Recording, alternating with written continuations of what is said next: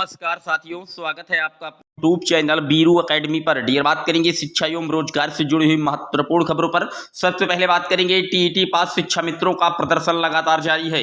वहीं पर बात करेंगे नई शिक्षा भर्ती के लिए, नई प्राथमिक स्तर की शिक्षक भर्ती के लिए शिक्षा सेवा चयन आयोग पर लगातार धरना प्रदर्शन जारी है। और इसी बीच उप सचिव जी का एक बड़ा आश्वासन आया है, लेकिन अभ्यर्थियों के जिस तरीके से धरना प्रदर्शन किया गया है, कहीं ना कहीं आयोग पर दबाव बढ़ा है और पुलिस की मदद मांगी जा रही है। आइए शुरुआत कर देते हैं, लेकिन जितने लोग चैनल पर पहली बार विजिट कर रहे हैं, सब्सक्राइब करके बेल आइकन प्रेस कर लीजिए। डियर, आपकी स्क्रीन पर पहली अपडेट आप देख सकते हैं। टीईटी पास शिक्षा मित्रों ने झाड़ू लगा करके किया प्रदर्शन। स्थायी करने के लिए 5वें दिन भी इको गार्डन में धरना जारी है। यहाँ पर आप देख सकते हैं शिक्षा मित्र भी लगातार अपने लिए जो स्थायी और नियमितीकरण है उसकी मांग को लेकर के इको गार्डन में धरना प्रदर्शन जारी किए हुए हैं। टीटी पास शिक्षा मित्रों ने शनिवार को धरना स्थल पर झाड़ू लगा करके प्रदर्शन किया है।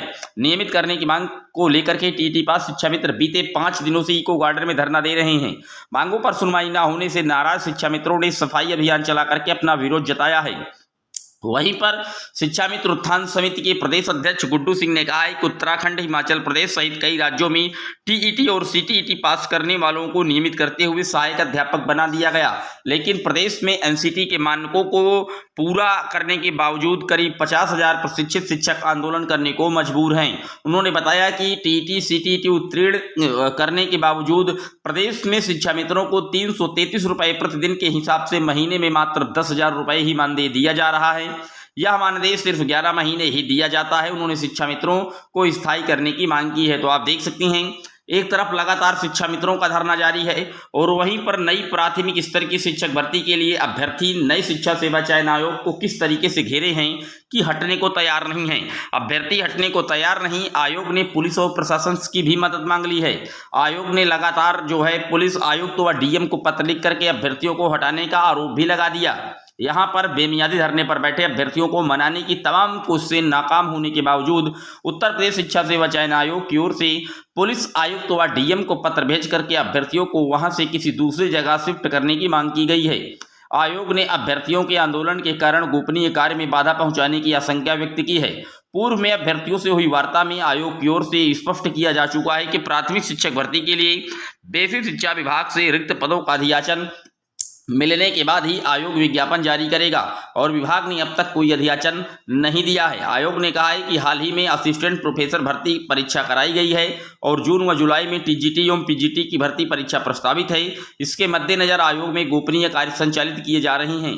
गोपनीय कार्य के लिए आयोग में अलग अलग विश्वविद्यालय एवं प्रांतों से विषय विशेषज्ञों को आमंत्रित किया जा रहा है। अभ्यर्थियों द्वारा आयोग के सामने अनवरत धरना प्रदर्शन किया जा रहा है, जिस वजह से गोपनीय कार्य में बाधा उत्पन्न होने की आशंका है। ऐसे में अभ्यर्थियों को कहीं और स्थानांतरित किया जाए। अब आप देख लीजिए, जिस तरीके से धरना प्रदर्शन चल रहा है, लगातार दबाव बढ़ा है आयोग पर और उसके लिए अब उसने नया जो हथकंडा है इख्तियार किया है। पुलिस और प्रशासन से मदद मांगी जा रही है और अभ्यर्थियों को अब यहाँ से घसीट करके इको गार्डन इत्यादि भिजवाने का जो काम है वो कहीं ना कहीं करने के लिए प्रार्थना पत्र लिखा गया है। अभ्यर्थियों ने हाथ जोड़कर सीएम से भर्ती भी मांगी है। आप देख सकते हैं, शिक्षा सेवा चयन आयोग के सामने अभ्यर्थियों का जो धरना है वो लगातार चौथे दिन शनिवार को जारी रहा। सीएम योगी आदित्यनाथ शनिवार को शहर में थे। ऐसे में धरने में बैठे अभ्यर्थियों ने हाथ जोड़कर सीएम से भर्ती प्रक्रिया शुरू कराने की मांग की। वहीं पर अभ्यर्थियों ने एक बात और कही है कि 2 जून को कहीं ना कहीं 2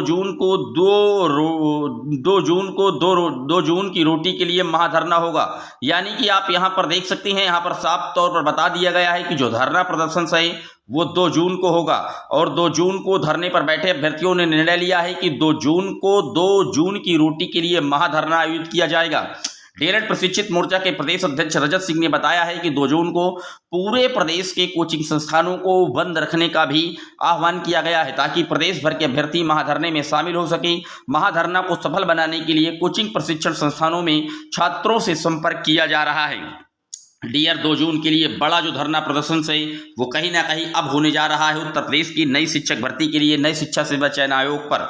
लेकिन उसके पहले उप सचिव ने कहीं ना कहीं वार्ता करके ये बताया है कि हम आपकी जो भर्ती का विज्ञापन है वो जैसे ही हमें हरी झंडी मिलेगी हम आपको कर देंगे। लेकिन अब उप सचिव समझ चुके हैं कि ये कहीं ना कहीं जो अभ्यर्थी हैं बिना विज्ञापन के इनका धरना समाप्त होने वाला नहीं है, क्योंकि यहाँ पर विपक्ष की भूमिका में बैठे अखिलेश यादव पूर्व मुख्यमंत्री रहे प्रदेश के सूबे के, उन्होंने भी कह दिया है कि बिना विज्ञापन के आप लोग अपना धरना समाप्त मत कीजिएगा। और इसको लेकर के अब अभ्यर्थी पूरी तरीके से सजग हैं। वो जानते हैं इस तरीके के कई बार उन्होंने धरना प्रदर्शन किया है, लेकिन आज तक उनको कोई सफलता हाथ नहीं लगी है।